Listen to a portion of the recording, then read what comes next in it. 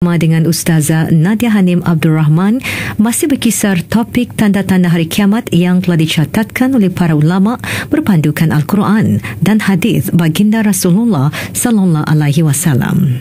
Ustazah, apakah yang boleh kita lakukan pada masa sekarang ini supaya kita tidak obses dengan tanda-tanda hari kiamat sehingga kita selalu dirundung kecemasan dan diselubungi ketakutan? Bismillahirrahmanirrahim. Alhamdulillahirabbil alamin.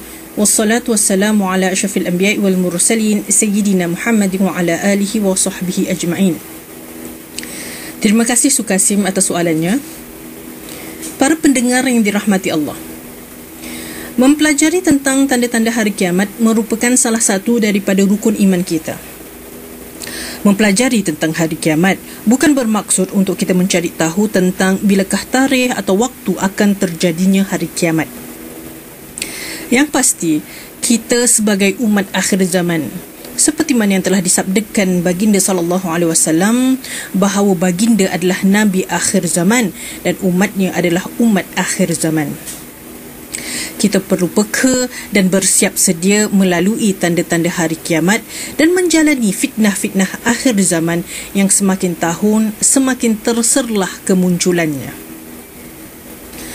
Para ulama menyebutkan bahawa salah satu hikmah tidak diketahui waktu terjadinya hari kiamat adalah agar manusia tetap beribadah dan mencegah diri dari perbuatan maksiat. Ianya menjadi kewajipan kita untuk mempelajari tanda-tanda hari kiamat untuk bermuhasabah diri, untuk menjaga diri dan jiwa kita sendiri dan orang-orang di bawah tanggungjawab kita. Supaya kita selalu mengingatkan diri kita bahawa semakin hari, semakin dunia dipenuhi dengan fitnah kerana kita sedang menuju hari kiamat. Kita tidak dapat menghalang fitnah-fitnah yang ada kerana begitulah tanda-tanda yang sudah pun disebutkan oleh baginda sallallahu alaihi wasallam. Tetapi apa yang kita boleh lakukan adalah menjaga diri kita sendiri serta orang-orang yang kita cintai, juga orang-orang yang di bawah tanggungjawab kita, dengan sedaya upaya untuk menjauhkan diri dari fitnah-fitnah tersebut. Mempelajari tanda-tanda hari kiamat seharusnya membuatkan kita lebih menjaga tingkah laku dan perkataan lisan kita. Para pendengar yang dirahmati Allah, apakah yang boleh kita lakukan setelah mempelajari tentang tanda-tanda hari kiamat supaya kita bukan sekadar mengetahui tentang tanda-tanda ini semata-mata untuk menjadi lebih obses tentang bilakah waktunya, bilakah tarikhnya, dan jangan sampai perasaan kita menjadi tidak terkawal kerana dirundung kecemasan ataupun ketakutan yang melampau. Perasaan takut dan risau itu adalah wajar ketika kita mempelajari tentang hari kiamat dan tanda-tandanya. Namun, perasaan takut dan cemas yang berlebihan sehingga kita terus-menerus mengkaji dengan lebih mendalam tanpa diiringi dengan usaha atau perbuatan yang dapat meningkatkan keimanan, dapat meningkatkan akhlak yang mulia serta ilmu pengetahuan hanya akan merugikan dan melelahkan. Dari itu, marilah kita cuba memahami dan menerima pesanan baginda sallallahu alaihi wasallam dan para ulama bahawa tidak ada siapa yang mengetahui bilakah akan terjadi hari kiamat, dan beberapa riwayat hadis tentang tanda-tanda hari kiamat adalah supaya kita selalu mengingatkan diri kita bahawa waktu di dunia ini sangatlah singkat. Jika kita tidak menemui hari kiamat, kita pasti akan menemui kematian. Saya pernah pergi ke tanah kuburan dan membacakan Al-Fatihah buat para penghuni kubur di situ, sambil melihat nama-nama mereka di batu nisan. Pada batu-batu nisan itu juga tercatat tarikh kelahiran dan kematian mereka. Ada kubur yang baru berusia beberapa bulan, ada yang berusia 10 tahun, ada yang 20 tahun, 50 tahun, dan ada juga yang saya lihatnya kuburnya sudah berusia 100 tahun ke atas. Saya langsung terfikir bahawa jasad kita mungkin akan berada di bawah tanah lebih lama daripada jasad kita berada di atasnya ketika kita masih bernyawa dan berjalan-jalan di atas muka bumi. Jasad kita di dalam kubur yang tidak lagi bernyawa akan dimamah bumi dan isinya manakala roh kita kembali kepada alam roh untuk menantikan hari hisab, yang mana masih ada lagi satu perjalanan yang perlu kita lalui, iaitu perjalanan di hari akhirat. Dari itu, sebagai seorang Muslim yang mengakui adanya Tuhan semesta alam yang esa, sebagai seorang mukmin yang mengakui adanya hari akhirat dan kehidupan setelah kematian, janganlah kita sia-siakan waktu kita di dunia ini dengan hal-hal dunia sahaja tanpa mempedulikan keperluan roh kita, keperluan jiwa kita yang bakal kembali kepada Sang Penciptanya. Ketika kita sibuk melengkapkan badan dan jiwa kita bagi kehidupan di muka bumi yang bakal ditinggalkan ini, jangan lupa untuk membekalkan roh dan jiwa kita bagi perjalanan di hari akhirat nanti setelah meninggalnya kita. Ingatlah bahawa kehidupan kita tidak terhenti setelah kematian. Kehidupan kita masih diteruskan bagi perjalanan di hari pembalasan.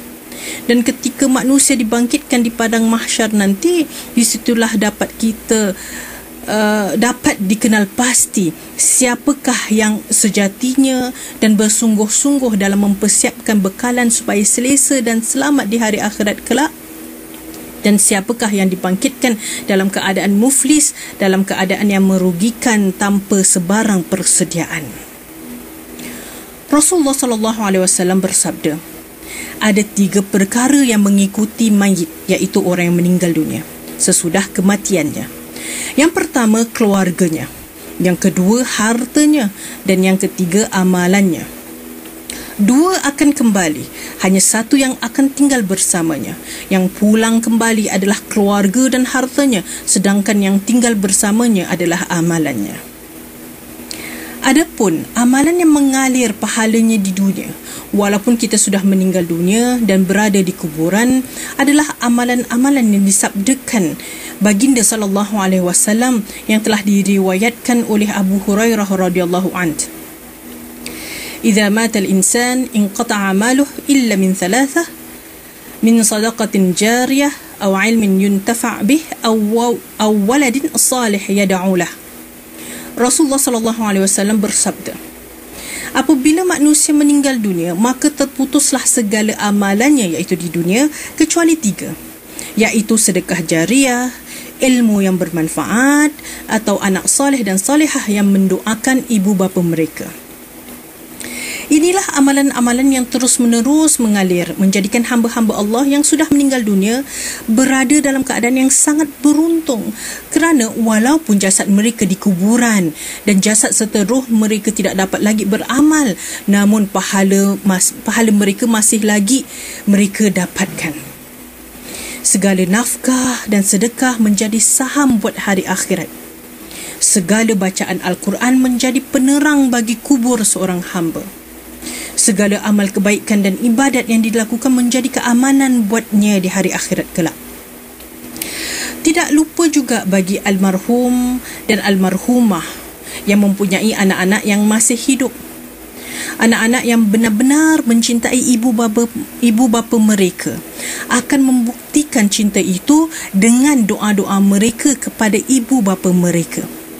Anak-anak yang menjadi penyejuk hati dan mata ibu bapa mereka adalah anak-anak yang beramal soleh dan menghadiahkan juga amal kebaikan buat ibu bapa mereka. Begitulah pembuktian cinta yang sesungguhnya dari anak-anak buat ibu bapa mereka.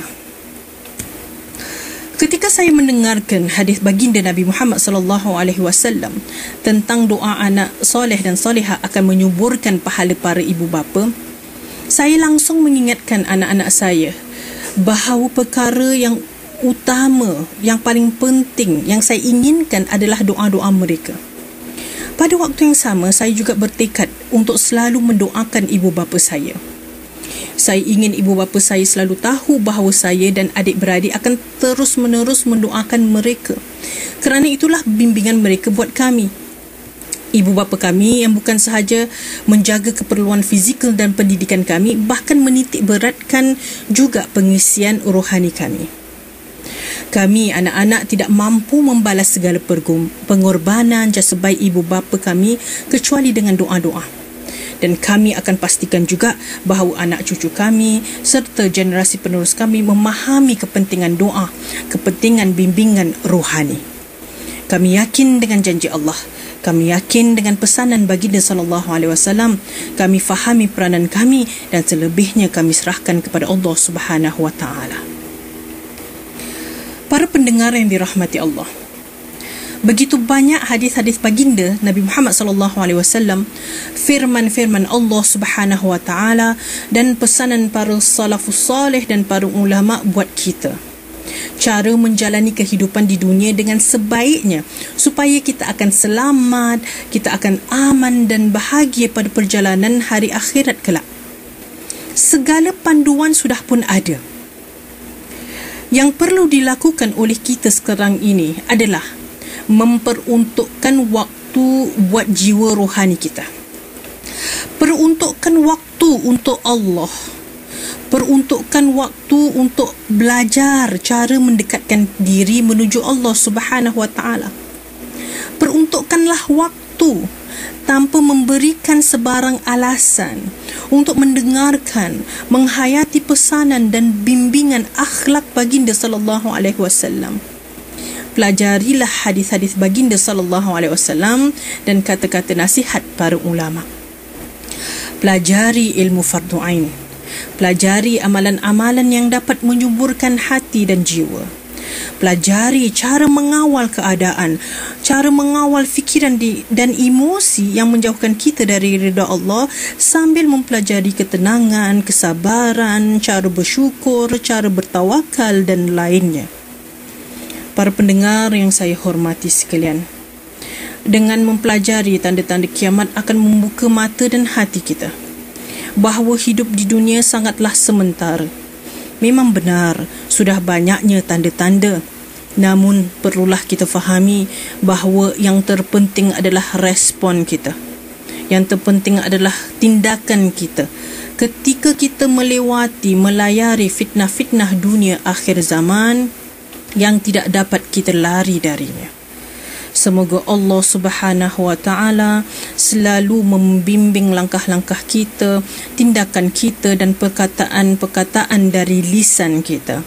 Mudah-mudahan perkongsian ini menjadi sebuah ilmu yang bermanfaat buat kita semua. Amin ya rabbal alamin. Wassalamualaikum warahmatullahi wabarakatuh. Firman dan sabda